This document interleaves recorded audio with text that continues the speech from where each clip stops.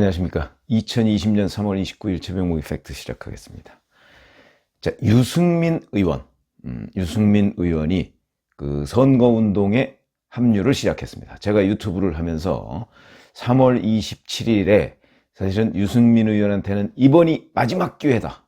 이런 말씀을 드린 적이 있는데, 유승민 마지막 기회. 이런 제목으로 제가 해드린 적이 있는데, 글쎄요, 제가 그 유승민 의원의 속마음을 어떻게 알겠습니까만은, 바로 그날 유승민 의원이 그 행동을 시작했더군요.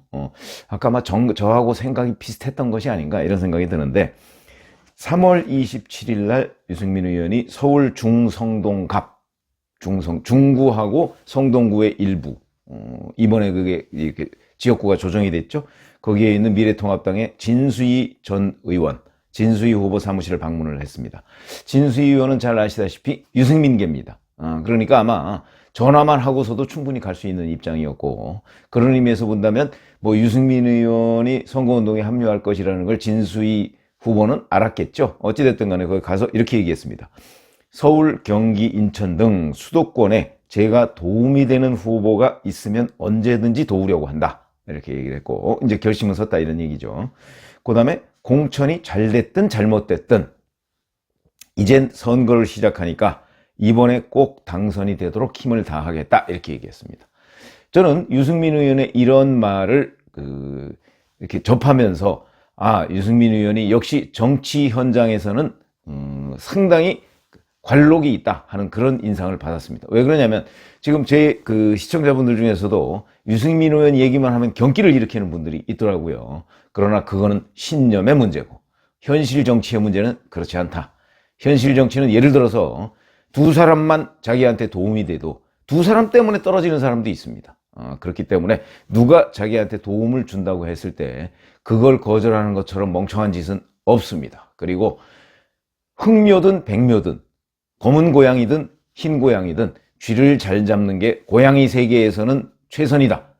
그걸 아셔야 한다. 이런 말씀을 제가 드립니다. 신념의 문제와 현실 정치의 이익의 문제는 다르다 하는 점에서 본다면, 왜 우리가 유승민 의원에 대해서 이렇게 얘기를 하느냐? 그거는 이제 나중에 말씀드리겠지만, 유승민 의원은 특히 수도권에서 도움이 된다. 선거에 도움이 된다. 그건 선거 현장을 누벼본 후보들도 그렇고, 저희처럼 정치부 기자를 오래 한 사람들도 피부로 느끼는 일이다. 이렇게 말씀을 드리겠습니다.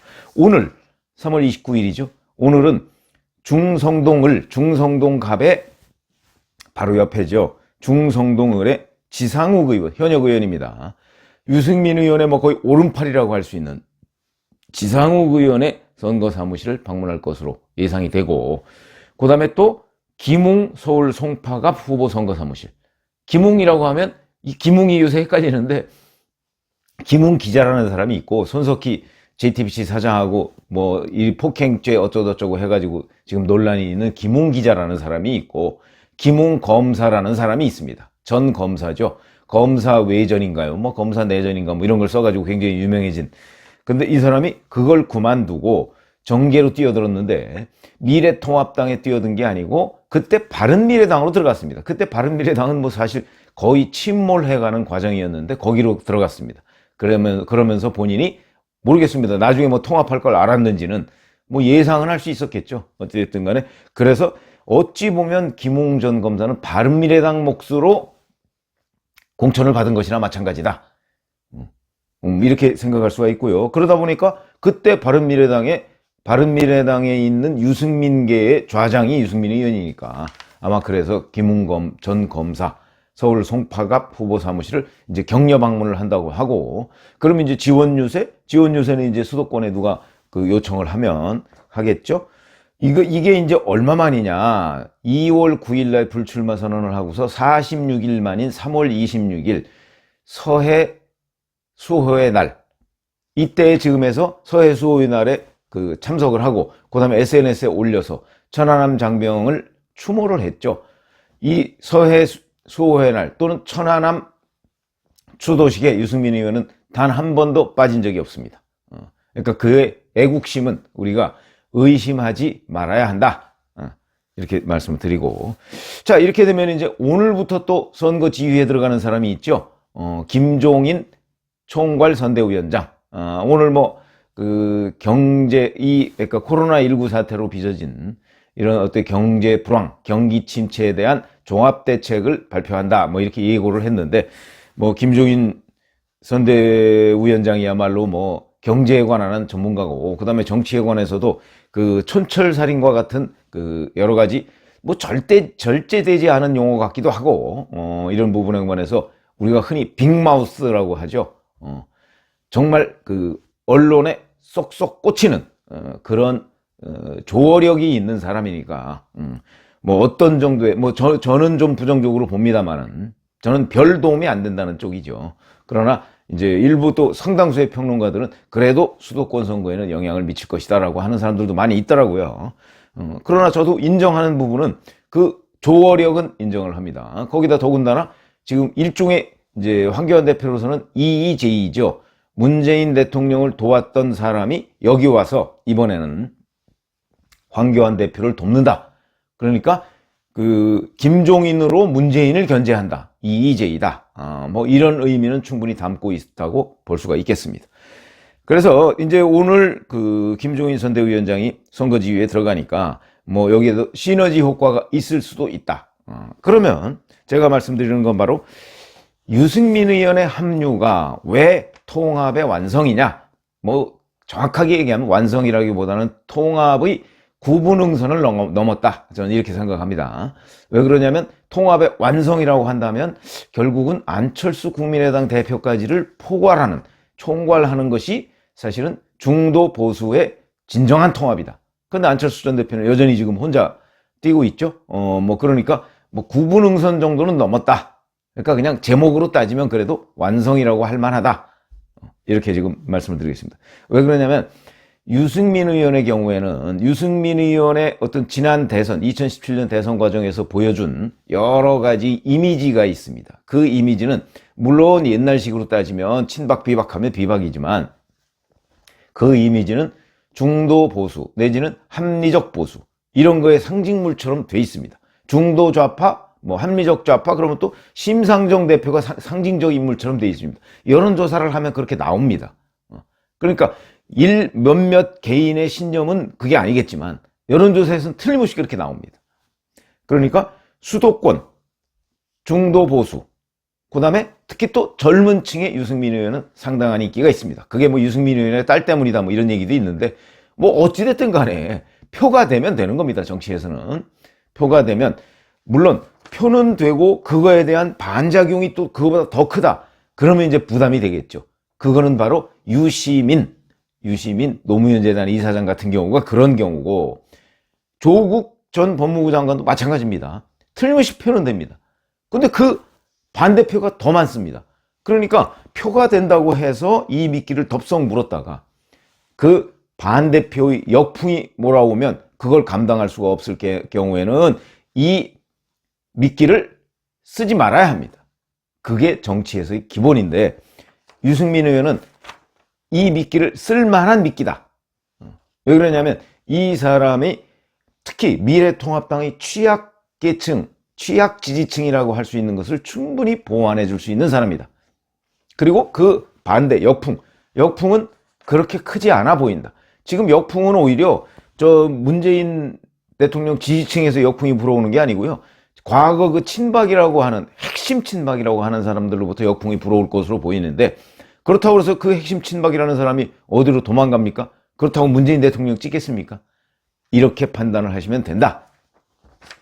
그래서 당이라는 전체의 측면에서 볼 때 유승민 의원은 수도권 중도보수 젊은 층과 같이 미래통합당 그 후보자들이 취약하다고 느낄 만한 지점을 보완할 수 있는 그런 이점이 있는 것이고요. 그 다음에 또 하나는 제가 친박 비박 얘기를 자꾸 하는데 친박이라고 한다면 뭐 박근혜 전 대통령 탄핵에 대해서 반대했던 그런 사람들이고 비박이라고 한다면 비박의 상당수는 박근혜 전 대통령의 탄핵에 대해서 찬성할 수밖에 없는 그런 상황을 맞이해서 실제 나가서 찬성을 했고 다른 정당을 하다가 지금 들어온 거 아니겠습니까? 그러면 친박과 비박에 누구 지지가 많냐? 이건 누구 지지가 많다고 지금 단정적으로 얘기할 수가 없습니다. 유권자들 중심으로. 비박도 틀림없이 상당한 정도의 지지를 유권자들로부터 받고 있습니다. 그렇기 때문에 비박의 좌장격인 유승민 의원, 김무성 전 대표, 뭐 이런 사람들이 만약에 어느 후보를 돕는다고 하면 그건 미래통합당의 취약한 부분을 보완하는 것입니다. 선거를 앞두고 이런 것들이 굉장히 중요하다. 그건 아마 나중에 4월 15일 날 결과를 보시면 아실 겁니다. 그런 점에 또 보완을 할 수 있다. 그래서 제가 통합의 완성이다. 이런 말씀을 드리는 거고요. 그 다음에 두 번째. 정당 전체적인 면이 아니고 정책적인 측면에서 한번 보자고요. 유승민 의원의 합류라는 것은 이 문재인 정부의 경제 실정에 대한 어떤 대포를 하나 얻는 것이나 또 마찬가지다. 유승민 의원은 KDI에 근무를 했을 정도로 경제 전문가입니다.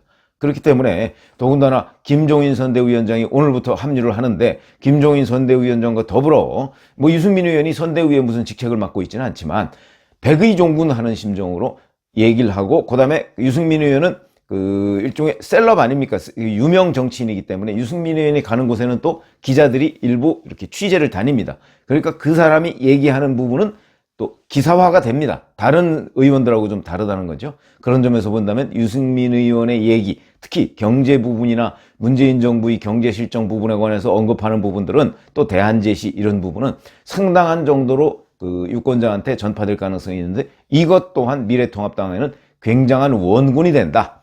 이게 만약에 김종인 선대위원장의 포문과 유승민 의원의 지원 뭐 이런 것들이 합류가 되면 시너지 효과까지도 노릴 수 있다. 실제 통합당 관계자들 사이에서 이런 기대를 하는 사람들이 굉장히 많이 있습니다. 그래서 유승민 의원의 합류가 정책적으로 봐도 굉장한 도움이 될 것이다 라는 그런 말씀을 드리고요.